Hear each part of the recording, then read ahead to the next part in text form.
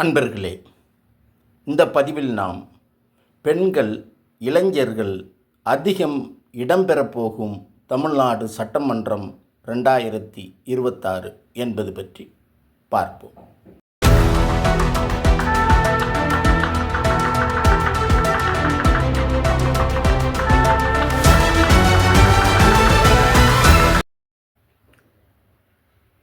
தமிழ்நாட்டில் 234 உறுப்பினர்களை கொண்ட 17வது சட்டமன்றம் விரைவில் அமைய இருக்கிறது. இந்த சட்டமன்றத்தில் பெண்களும் இளைஞர்களும் அதிகம் இடம்பெற இருக்கிறார்கள். அதை பற்றி தான் இந்த பதிவில் பார்க்க இருக்கிறோம். இந்திய தேர்தல் ஆணையத்தின் தரவுகளின்படி தமிழ்நாட்டில் சுமார் 5.73 கோடி வாக்காளர்கள் இருக்கிறார்கள். அவர்களில் 2.93 கோடி பேர் பெண்கள்.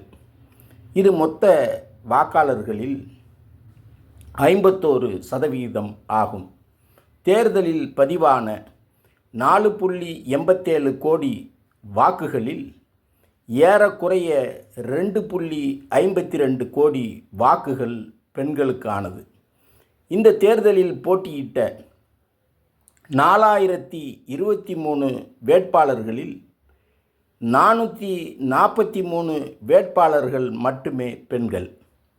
நாம் தமிழர் கட்சி 117 பெண் வேட்பாளர்களையும், அதிமுக கூட்டணி 29 பெண் வேட்பாளர்களையும், திமுக கூட்டணி 26 பெண் வேட்பாளர்களையும், தவேக 23 பெண் வேட்பாளர்களையும் களமிறக்கியது.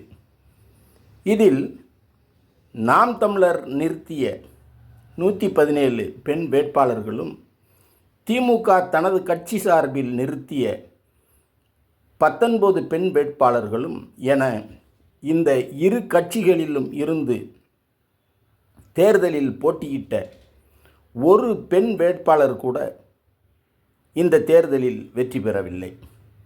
அதிகபட்சமாக தவேகாவில் இருந்து 13 பெண்களும், அதிமுகவில் இருந்து 6 பெண்களும், காங்கிரஸ், பாமக, இடது கம்யூனிஸ்ட், தேமுதிக ஆகிய 4 கட்சிகளிலும் இருந்து தலா ஒரு பெண் வேட்பாளரும் வெற்றி பெற்று நடப்பு சட்டமன்றத்தில் 23 பெண் சட்டமன்ற உறுப்பினர்கள் இடம்பெறப் போகிறார்கள்.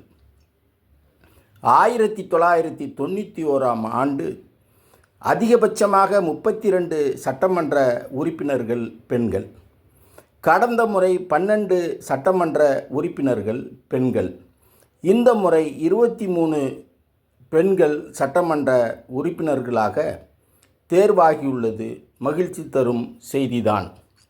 இருந்தாலும் தேர்தல் பரப்புரையின் போது அனைத்து அரசியல் கட்சிகளும் பெண்களை மையமாக கொண்ட நலத்திட்டங்களை அறிவிப்பதிலேயே அதிக கவனம் செலுத்தி வாக்குறுதிகளை அள்ளி தெளித்தார்கள். ஆனால் வேட்பாளர் தேர்வில் நாம் தமிழர் கட்சியை தவிர மற்ற கட்சிகள் பெண்களுக்கு போதிய முக்கியத்துவம் வழங்கவில்லை. தற்போது தேர்வாகியுள்ள பெண் சட்டமன்ற உறுப்பினர்களின் எண்ணிக்கை என்பது மொத்த சட்டமன்ற உறுப்பினர்களின் எண்ணிக்கையில் 10% குறைவாகவே இருக்கிறது. இந்த சட்டமன்றம் கடந்த காலத்தை விட அதிகம் பெண் சட்டமன்ற உறுப்பினர்களை பெற்றிருக்கிறது என்பது ஒருபுறம் இருந்தாலும், இந்த சட்டமன்றம் கடந்த 20 ஆண்டுகளில் நடக்காத ஒரு பெரிய மாற்றத்தையும் நிகழ்த்தியுள்ளது.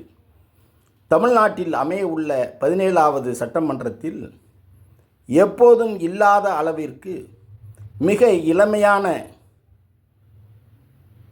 25 வயது முதல் 30 வயதிற்கு உட்பட்ட சட்டமன்ற உறுப்பினர்கள் பலர் இடம் பிடித்துள்ளார்கள். 7 பேர் என சொல்லப்படுகிறது. குறிப்பாக அவிநாசி தொகுதியில் பாஜக மூத்த தலைவர் மத்திய அமைச்சர் எல் முருகனை இந்த தேர்தலில் தோற்கடித்த தவேக வேட்பாளர் கமலி 28 வயதே நிரம்பியவராக கருதப்படுகிறார். சிவகாசி தொகுதியில் வெற்றி பெற்ற தவேக வேட்பாளர் கீர்த்தனா 29 வயதே நிரம்பியவராக கருதப்படுகிறார். அதுபோல் மதுரவாயல் தொகுதியில் வெற்றி பெற்றுள்ள ரேவந்த் சரண் 30 வயதே நிரம்பியவராக கருதப்படுகிறார்.